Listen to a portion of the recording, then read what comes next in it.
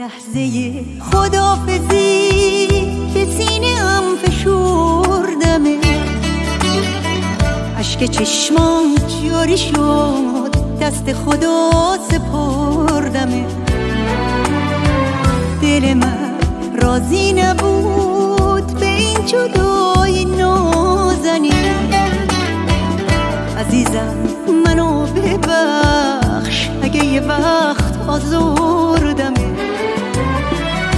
گفتی به من قصه نخور، میرم و برمیگردم، هم سفری پرستوها میشم و برمیگردم. گفتی تو هم مثل خودم غمگینی از جدایی، گفتی تا چشم هم بزنی میرم و برمیگردم.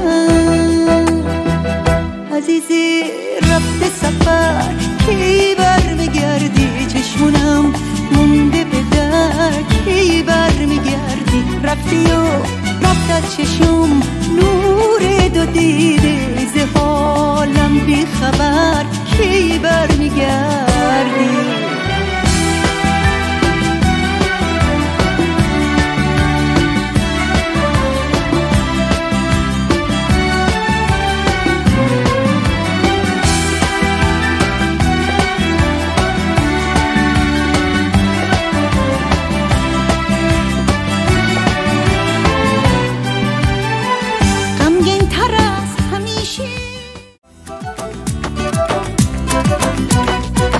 پله پله تا ملاقات خدا میروم، بی تحمل سوی عرش کبریا میروم.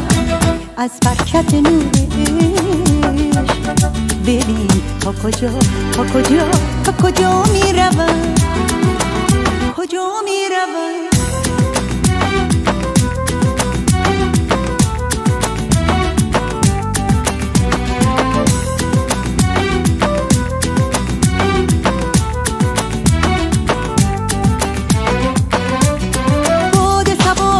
شود هر نفس اشک مشکشان، حکایت از عشق کند آورد از دوست نشان.